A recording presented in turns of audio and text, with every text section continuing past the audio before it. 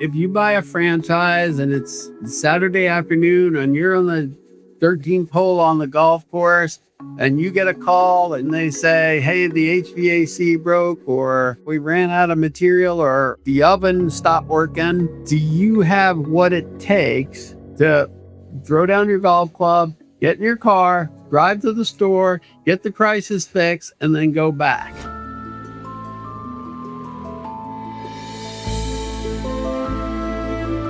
Franchise buyers don't fail because they didn't work hard enough. One reason they fail is because they didn't understand the numbers before they signed.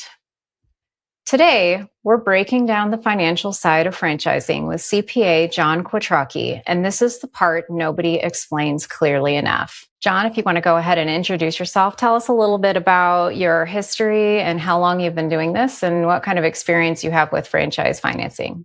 Well, sure. I've been involved in franchising for over 25 years. I started my practice in the early 90s, and I guess I started attracting franchisees shortly after that. Started with a bunch of Dunkin' Donut clients and Dairy Queen clients. Moved on to Quiznos clients and a lot of service franchises as well.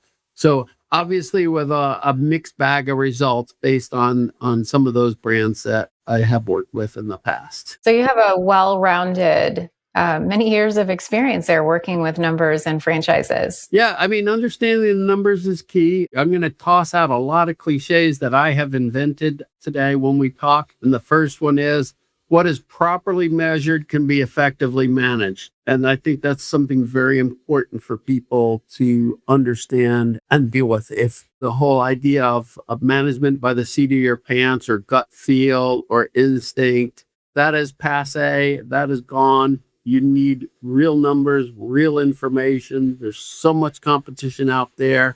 There's so many potential holes in the boat that can destroy your profit margin and your bottom line. Yeah, for sure. You definitely can't fly by the seat of your pants when you own a franchise. And you do have to stay on top of those numbers. So you're absolutely correct. So basically, what we're going to be talking about today, we're not talking about theory in franchise financing. This is what actually happens financially when people buy into a franchise.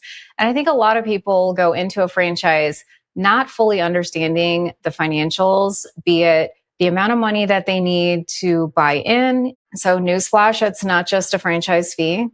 I mean, if the franchise fee is $40,000 and all you've got is $40,000 in a 401k that you're going to cash out, you probably shouldn't do that. That's probably not a good idea. So let's start at the beginning. So before someone signs anything, any agreement, any FDD receipt, any of that. So when someone says that they qualify financially for a franchise, so what does that actually mean to you as a CPA?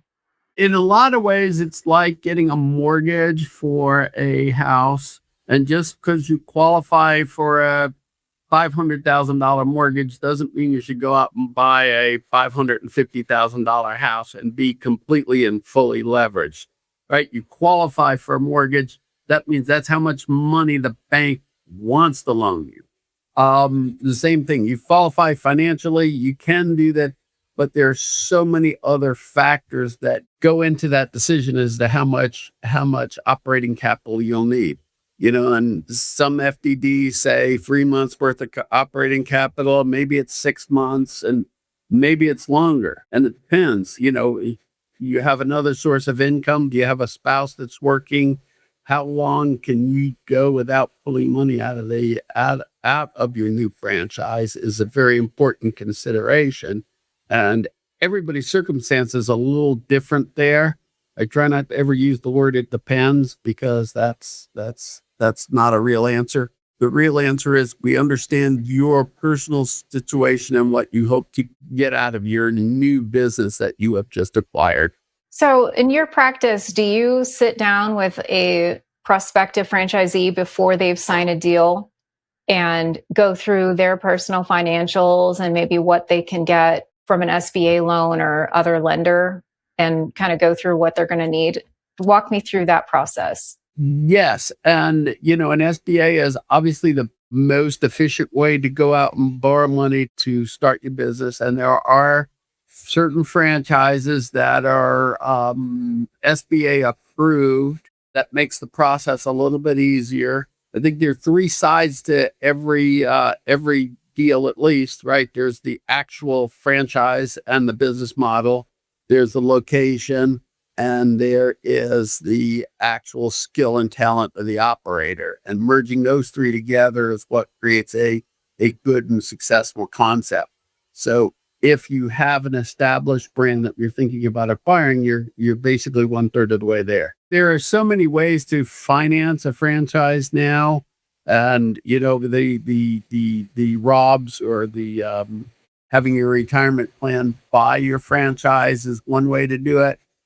That obviously puts a lot more eggs in the basket of the brand you're buying, because what you're doing is not only mortgaging your current income, you are mortgaging your retirement income on this brand. So you are doubling down on the bet on yourself. Yeah, it's very risky. I've got a lot of franchisees that I talk to that have done the ROBs, and it didn't work out so well for them. So they're, in their late 60s now and having to go back to work and try to make a living after they lost everything.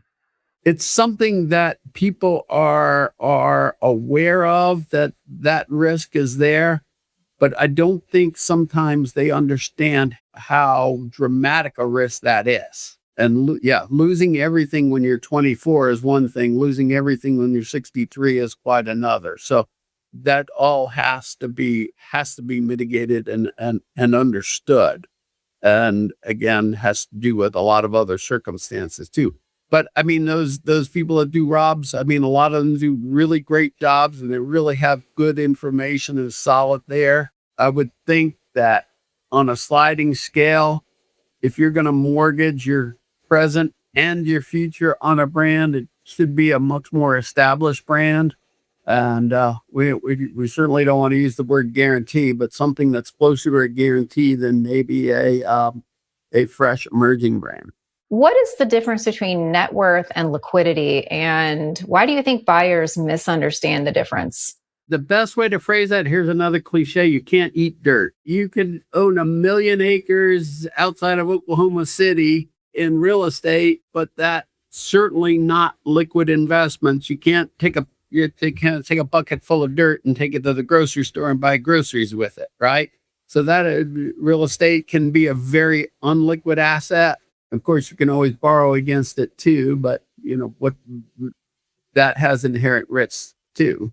So something that is freely and easily spendable is liquidity, as opposed to an asset. So a retirement account, again, might be part of your total net worth, but it's not liquid.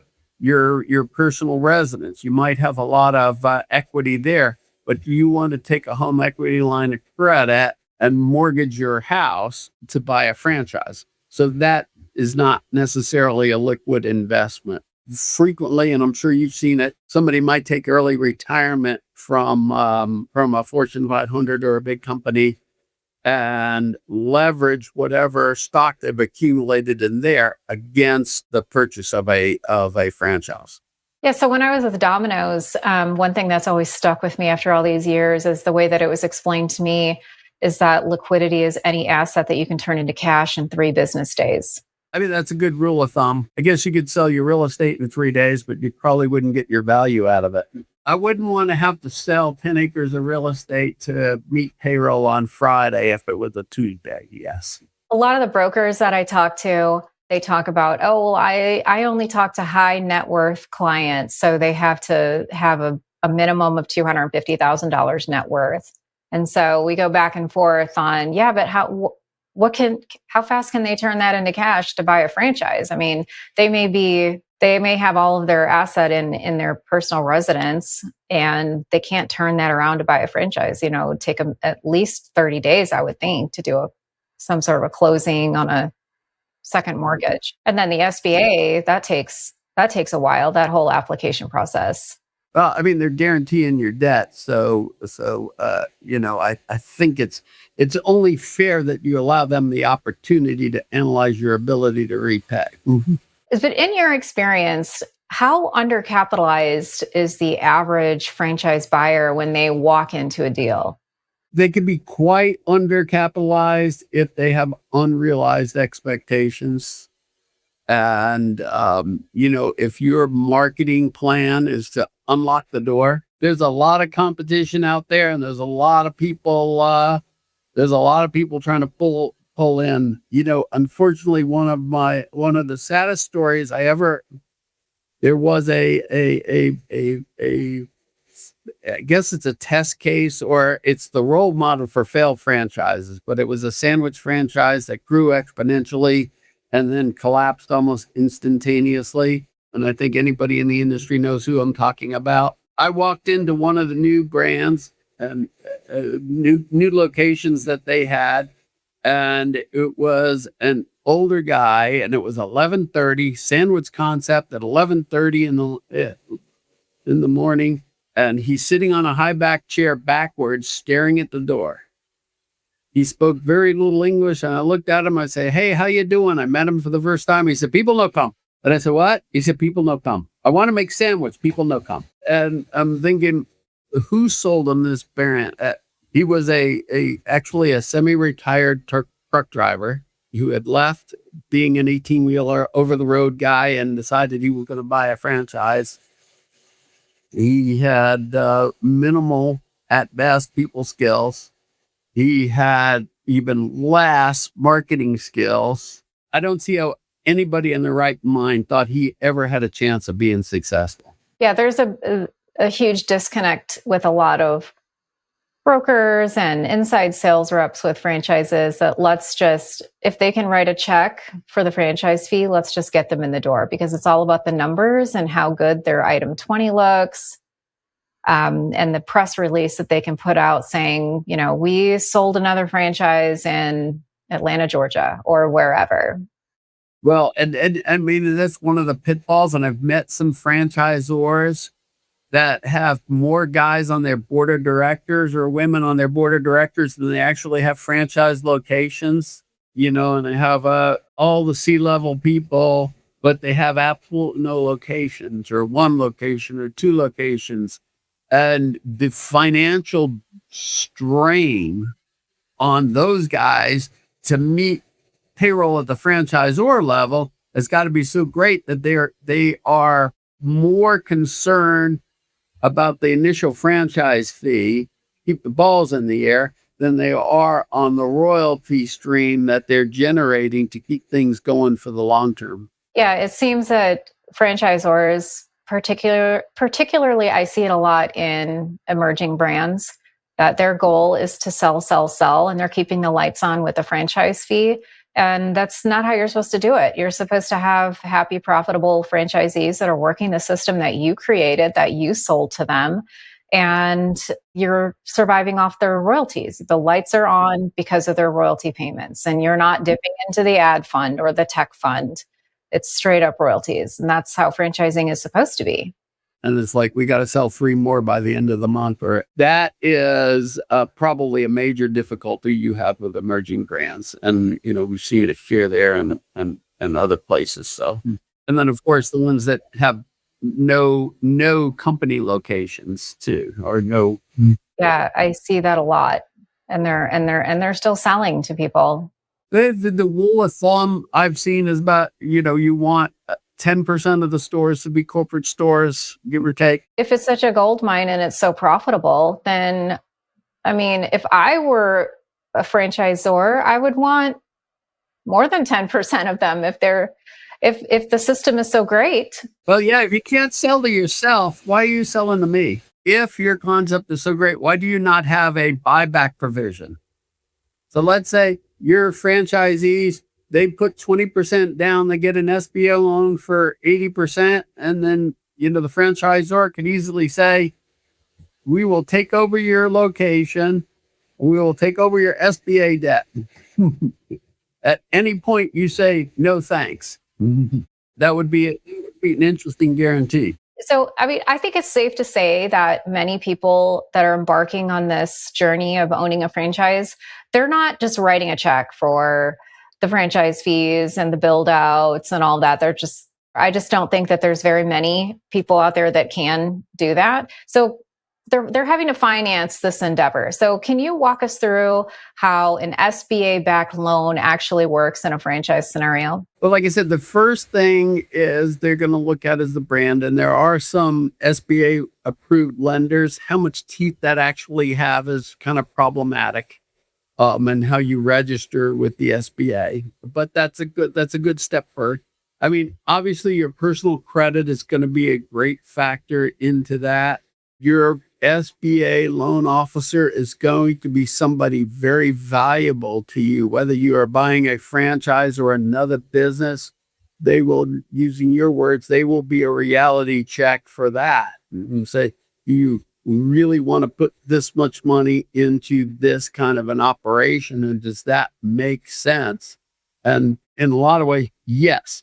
I want to make my commission, or the SBA lender wants to make their commission for selling the loan. Yeah. Just as if a franchise broker, he wants to make his commission for selling a brands. The best ones are the ones that are able to be fair and reasonable. And so, no, this is not for you. This doesn't make any sense. This is not a good model for you to follow.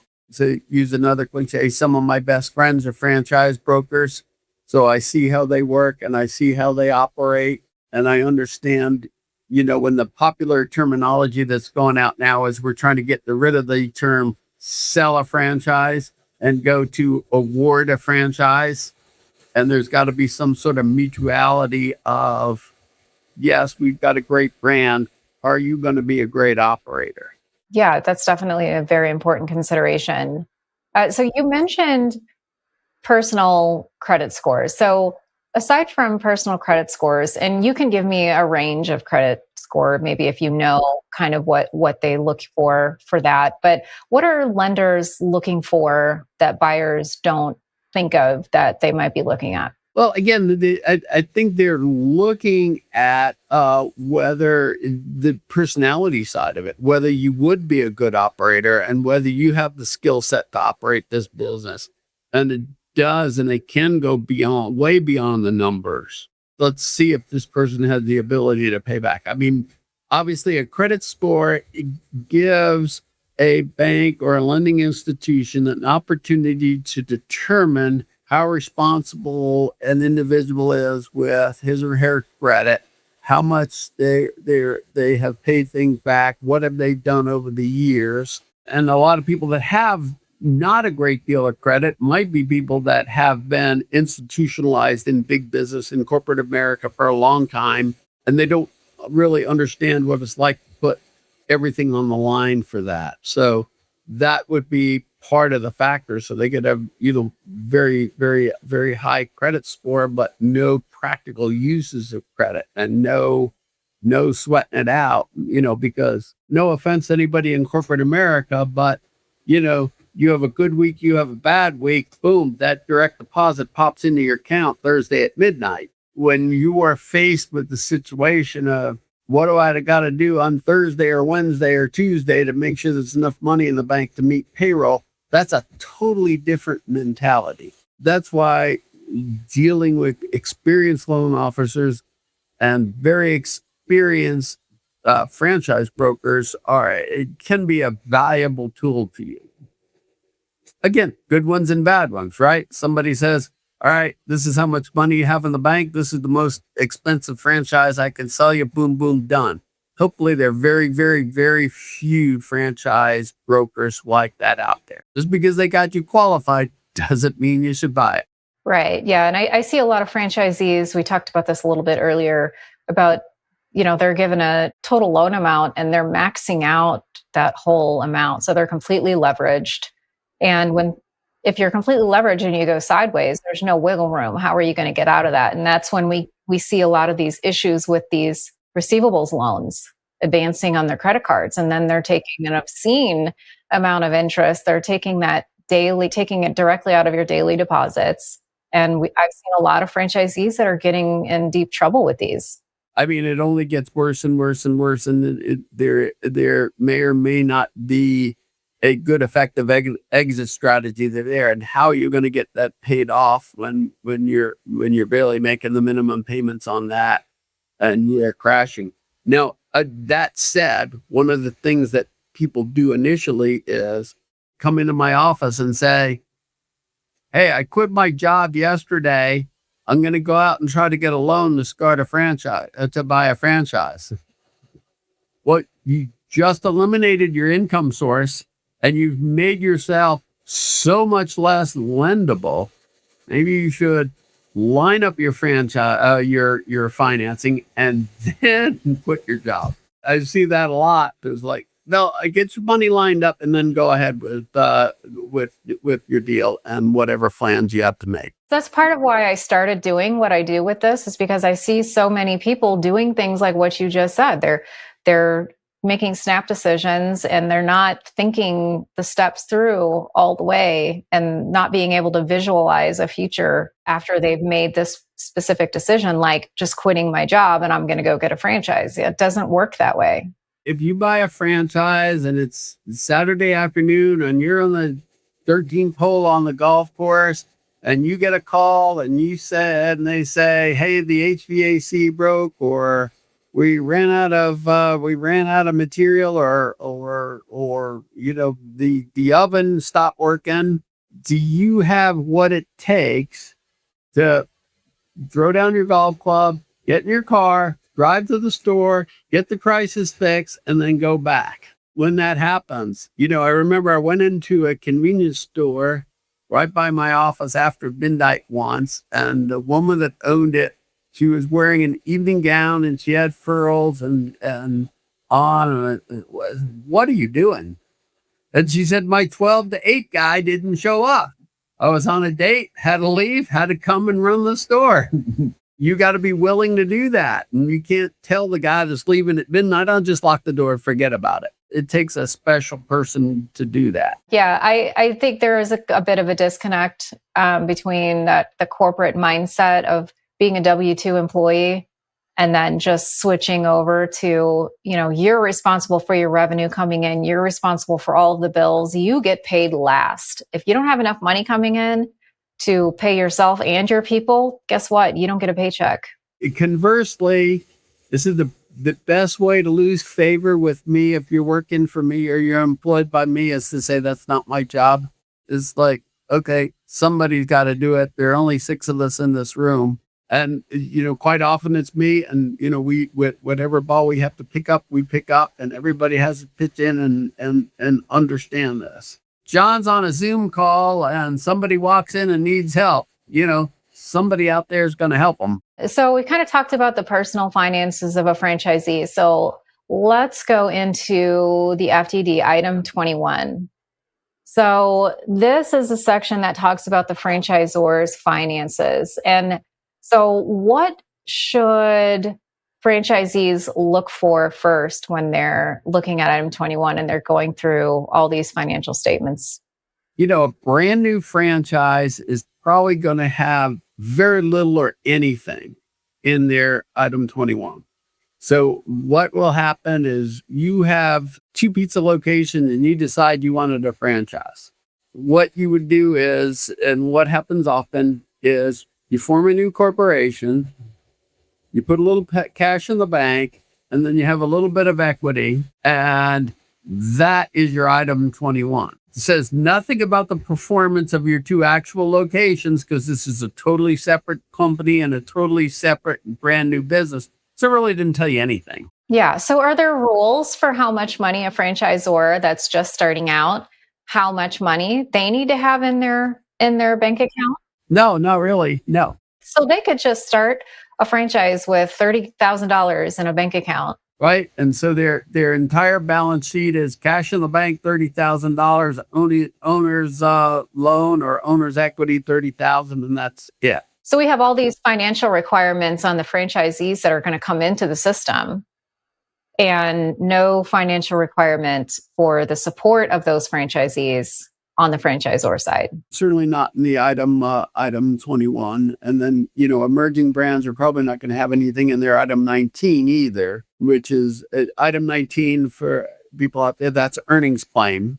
whenever a franchisor talks about money, potential profit, potential income, that's an item 19 disclosure. Right. So they're not talking about the franchisor's revenue and expenses and all of that. They're talking about the franchise system in that item 19. So when you're looking at a franchisor's financials, you've got Joe franchisee sitting in front of you and he's handed you this FDD and you're looking over the item 21. What are you looking at first when you go to look at the franchisor's financials? But that goes back to what we were talking about earlier in terms of, are they relying on initial franchise fees? Do they have a revenue stream of royalties?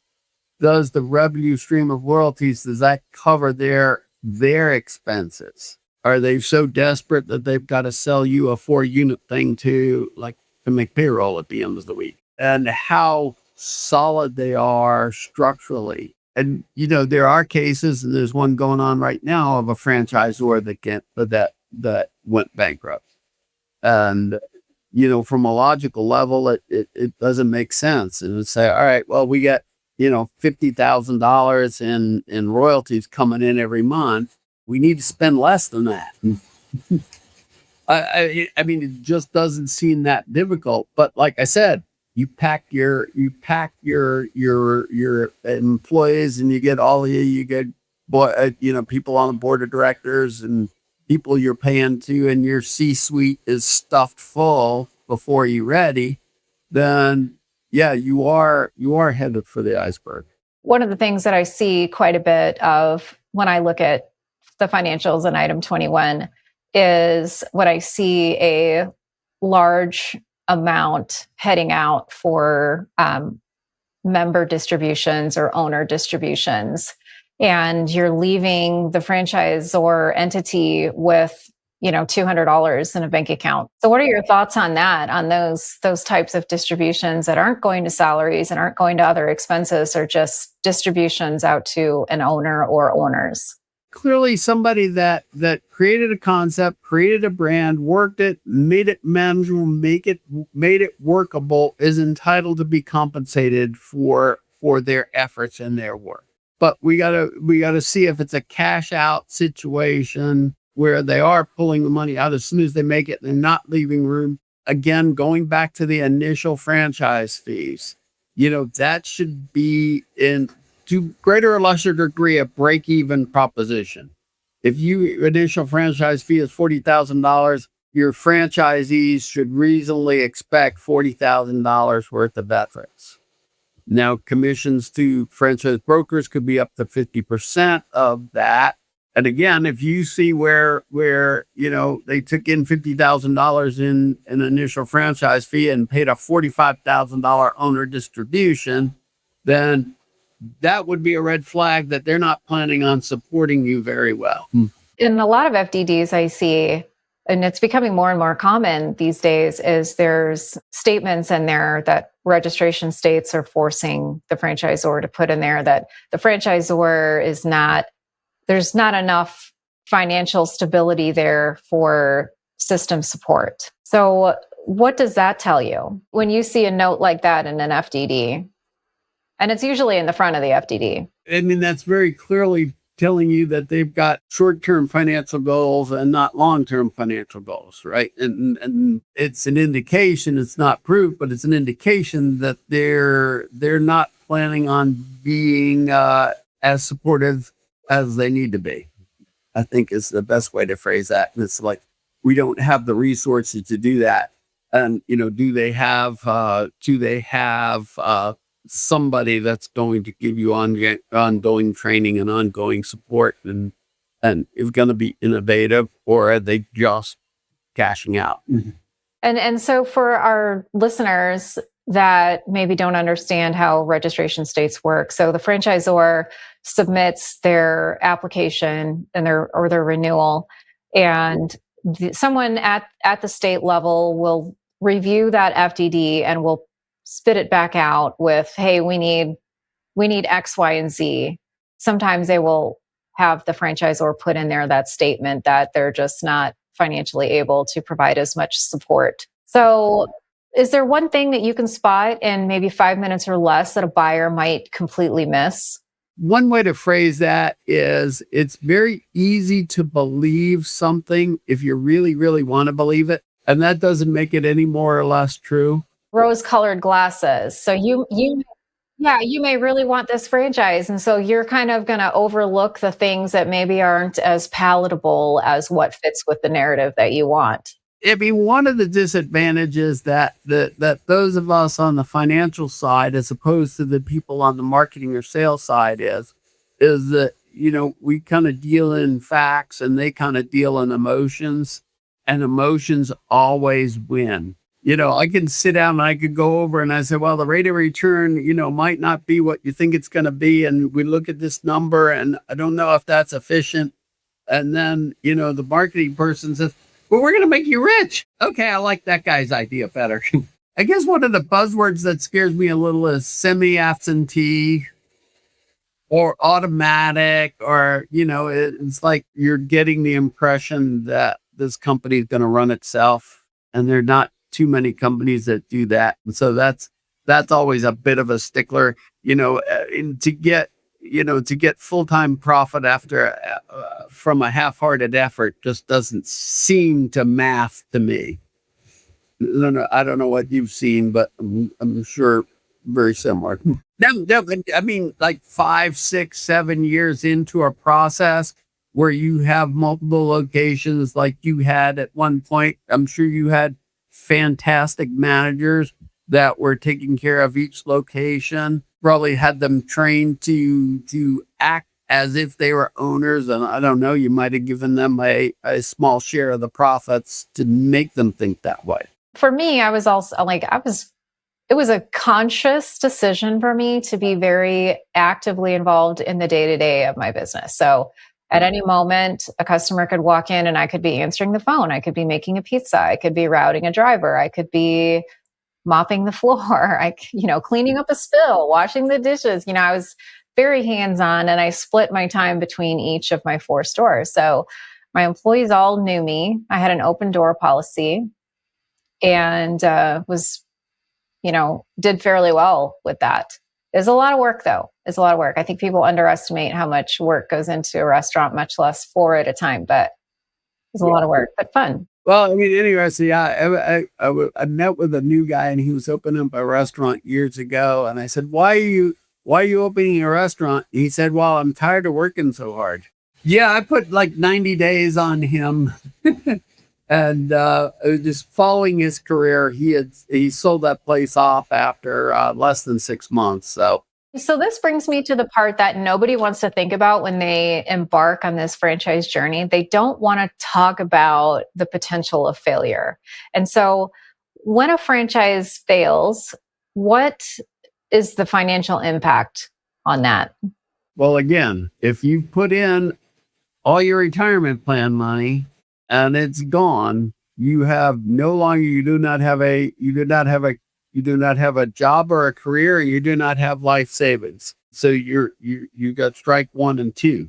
The other downside is, and I think there's a certain prejudice in hiring, where people are reluctant to hire somebody that's been entrepreneurial, that has owned a franchise or owned a business before, because you're going to instantly be pigeonholed as thinking, oh, they're used to doing things their own way. They're going to want control. They're going to want to do this. Or they're just looking for a place to park for a year till they get their next venture going. Right. Because in the mind of that corporate manager that may be interviewing you, they want to be where you just left. They want to be that independent person and not have somebody micromanaging them over their shoulder. And, you're sitting there going, oh, no, you really don't. Why would you want to come back when you have all that freedom and flexibility? Then, there's what I call the overnight success syndrome. You work all night in your store. You open one location, you open 2 locations, you're working 80, 90 hours, no vacations or whatever, and you get going. And then once you're successful, people say, oh, you were an overnight success. Or, gee, that was really easy. People don't see. All they see is the duck that's over the water, not the feet underneath paddling so hard. And that's fair, and we don't want people's sympathy. We don't want, because as the expression is, this is the life we have chosen to lead, and we wouldn't have it any other way. And that's the way. That's the entrepreneurial spirit that so many of us have, and so many of us, have a passion for. That said, sometimes people go into franchising not as an entrepreneur. They're just looking to sort of latch on and ride the coattails of somebody else, and that's not really the way it works.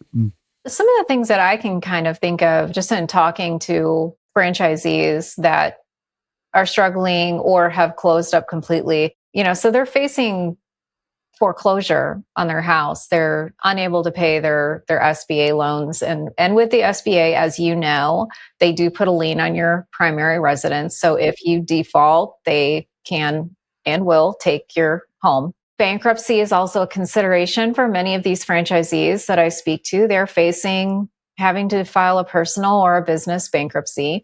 And then coupled with all of that, going through the emotional and psychological hardship of all of that, then they're faced with, like you said, really an inability to find gainful employment after they've been self-employed for so long, because there is this mindset out there in corporate America that self-employed folks don't make good employees. When in fact, I would say it's completely the opposite, that, we do make great employees and that we're able to think ahead. We understand the whole picture and not just this tiny little bubble that you want to put us into. And we can be a tremendous asset in corporate America. Way back when I was working for accounting firms that did audits, it would amaze me when you go in and you talk about processes and you talk to somebody in the accounts payable or receivable department and say, what is your job? And they say, well, something pops up in this box here and I work on it and then I put it in this box here. I said, well, who puts it in? I don't know. Where does it go after you're finished with it? I don't know. There is a lack of a big picture sometimes with that. Let's talk about everything going well. How can you set up a franchisee from day one to do it the right way? Measure it properly so you can manage it effectively. Let's make sure that we understand the number of where we're going. In a restaurant, if you're 60 or 90 days before you realize that your cost model is off, it might be too late. So we want to make sure that that system is in place and there is feedback and there's definite communication with what we're doing. Yeah, that brings me up, that makes me think about new franchisees. And I ask them about, well, how have you set up your business? Did you set up a chart of accounts? Which buckets are you putting these expenses in? And do you have somebody set up to do your bookkeeping on a monthly basis? Because you're going to need to look at that P&L on a very regular basis. Well, all of your financial statements really, to see where you're at. Like, you need a snapshot at any given moment in time of where you're at financially. We know 80% of small businesses fail. That number is dramatically reduced if they buy a franchise. That number is further reduced by if you hire an accountant with an accounting system and a reportable system in before you get started, your chances of success go up dramatically. So that's a very important step to make sure that it's just generating revenue is no guarantee of profit by any means. So that's something we'll always look at. It's very self-serving in me to say it, but I'll say it again. You hire an accountant that knows what they're doing, that communicates your numbers with you, your chances of success go up dramatically. Now, I will say this also to franchisors. Statistics will show the number one reason why a franchisee or a potential franchisee looks at acquiring one and backs out is because they're intimidated by the IRS and they're afraid of all the paperwork that's involved. So if you at the franchisor level have somebody, oh, I don't know, like me, that can be a referral source that you can send your franchisees to and say, listen, we know you're worried about that. Don't worry about it. Just call John. He'll handle it. And John's got a team that's here that'll walk you through that understands what you're going through. Yeah, so Domino's had that, and I really appreciated how much effort they put into helping the franchisees understand their own financials. And they actually had a list of approved bookkeepers that knew their chart of accounts that they wanted all of us to use, and knew restaurant financials, and knew what they were doing within the Domino system. So that was tremendously helpful for me to have a bookkeeper that was able to do that and knew the importance of producing accurate financial statements when I needed them. Well, if you are out there listening, franchisors, give me a call, and I will be dedicated to helping your fran. And beyond bookkeeping, I like to say bookkeeping and tax preparation is like a grocery store checkout clerk. Whatever you put in your cart, they scan in. What you want further is somebody that's going to impact that bottom line. That's going to tell you your cost of sales are too high, that your labor is out of control, or that you have too much labor at too short a period of time. And, I was having a discussion with a guy yesterday who has some labor challenges. Rather than be mediocre 7 days a week, maybe you could close your restaurant 1 day a week and be great 6 out of 7 days. And that, I think we could put our chairs in the same place. Make sure that you understand your numbers, and somebody's going to impact your bottom line, and somebody that's going to go in and say, hey, we got these 7 or 8 and 10, 20 tax saving strategies. It annoys me when people say, oh, well, all the big guys get the tax breaks and us little guys don't. Well, you know why? Because they hire somebody that helps them find them. There are no secrets in the tax code. There are no cages that only the big guys can look at. If you think small, you're going to live small, and you're going to create small. But your business, your franchise location, your multi-unit concept, that deserves to be treated with respect, because you're right. When you said it constantly throughout this last hour, your whole life is on the line. Somebody needs to treat it, and somebody will treat it with the seriousness it deserves. For a franchisee that is currently in a system, so what number should they be watching every single week so that they can stay on top of things? Obviously, the top line is important, and that's kind of the disconnect that we haven't touched on. Your franchisor gets paid a percentage of your top line. Your family lives off the bottom line. So there are always a lot of suggestions to maximize your top line by spending a lot of money that doesn't get to the bottom line. So those are decisions that we have to make. So they recommend a big sale on a particular product that cranks up the volume, but lowers your gross profit, increases your labor, or affects your product cost. That might be great for them, might not be good for you. So that's the inherent conflict between the two people making a living off of your particular business. Right. I do see a lot of conflict between franchisees and their franchisor when the franchisor comes out with a special that significantly raises the expenses. Well, the franchisor is not caring about your expenses because they're getting paid royalties off the top line, like you said. So it doesn't matter. Well, I call it the difference between a negative coupon and a positive coupon. So if they send out a coupon to your Domino's and said $1 off a pizza, somebody walked in expecting to spend $10 and they spend $9. That's not great for you. Now, a positive coupon is buy one, get the second one for half off. They came in expecting to spend 10 and they spend 15.